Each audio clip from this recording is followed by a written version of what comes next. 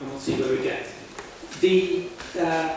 As was said, the reason that we started this project was just basically a sense from lots of, well, first certainly from me and some colleagues that I knew in WWF and other places, just basically there's a constant itch at the back of our heads that we weren't, the tasks that we set ourselves, if you look at our missions, if you look at our organisational missions, if you look at our campaigns, to make poverty history, to stop crime and chaos, to make trade fair, to end world poverty, to feed everyone in the world, all these things, there was a very clear sense that nothing we had in our toolkit matched up to the scale of the ambition that we consistently threw out and used to engage the public.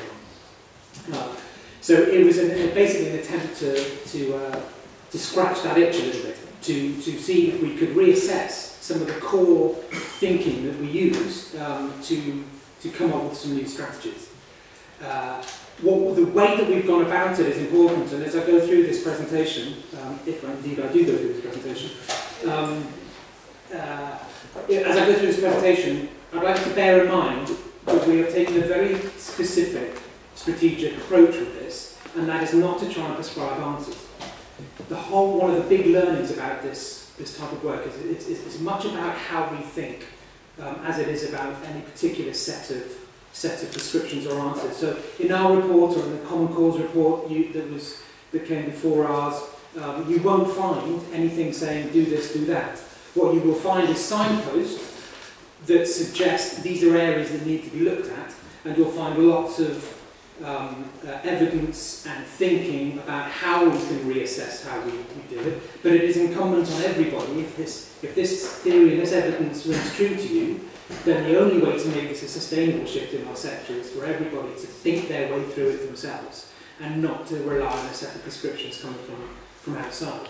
Now, this has hit some very firm brick walls. We've gone through this. A lot of people have not liked this approach because they don't, in some respects, they don't like the onus being thrown on them. And they are used to being, it's kind of incumbent, it's inherent in the way we work, that we provide prescriptions. We are the experts, we provide prescriptions. And so even within the sector, there has been a degree of discomfort, people coming back saying, well, this is all too hard to think about. And well, just tell me what I need to do differently on Monday morning.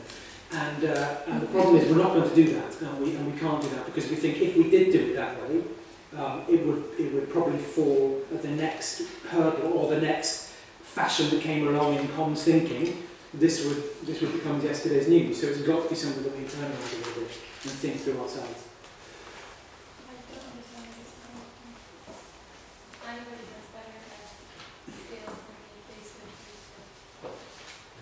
No? Okay. Are you all right if I just plough on and go through the presentation as it is? Because and I will try to describe, because we've got nice pie charts and stuff in here, but I will do my best to paint a picture with the words. So I'm going to look at four different things.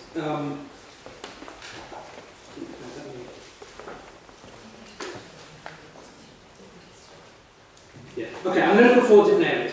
First of all, I'm going to talk about the problem. The problem is as we see it, and this is, I make no apologies for the fact that this is a very UK, GB-centric perspective. This is just the data we've used, and we did this. I mean, it's a huge honour that you've asked me to come along and talk about this today, and it's picked up some other interest from other places internationally as well. But we didn't start off trying to do an international study here. We tried to understand our own context. So I'll talk you through the problem. I think there are, and having watched that Frontline episode, I'm sure there are big crossovers with what the environment you find here.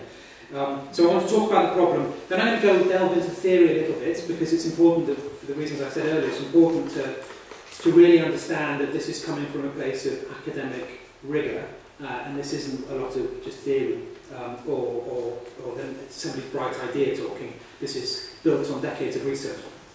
And then the two prime areas that we worked on here, which is human value systems and how values seem to work in the human psyche and their connection to people's attitudes and beliefs and ultimately their behaviours. And then I'm going to talk about the frames. And frames are a very, I find an absolutely fascinating area, because they delve into how the human mind works at a cognitive neuroscientific level. And they talk about how we process ideas. there's a danger in talking about frames in one respect, as we were talking about earlier, in the sense that framing is something we use in communications theory quite a lot. Oh, we'll reframe the debate. I mean, how are we going to frame this poster? How are we going to frame this email? And actually, that takes you down a little bit of a dark alley, because frames are things. Frames are cognitive constructs. They are not just a theoretical use of the surrounding, the context for an argument. So the way I like to think of it, if you think of frames in terms of a noun, a frame, it helps rather than think about it as a verb, to frame. So a frame is a particular thing we can talk about. And then I'm going to talk very briefly about the implications, what this means for all of our work, and what comes next. So I've got a lovely presentation in front of me. So the problem in the UK is essentially you can be described in 4 ways. First of all, we are essentially losing the debate on global social justice. If you look at any of the longitudinal, long-term measures, and we're very lucky in the UK, we've got a good couple of decades worth now of consistent data on what the public think about global poverty. And essentially, it was going up at the beginning of the decade, and then it's been, the middle of the 90s upwards. People's opinions, whether they are concerned about global poverty, was on the way up, and then since then it's been going down. But even that is a very unreliable measure, I would suggest. It's a sort of public opinion polling. And I think this is one of the interesting things to think about, is that we measure public opinion through polling, which is basically stopping people on the street or on the phone and saying, are you concerned about global poverty? How reliable is that ever going to be? So, but even that measure suggests, it's a nice indicative measure to show that it's been rising and falling. DEEEP described the British public as uninterested and uninformed about global poverty. And that was in the end of 2009.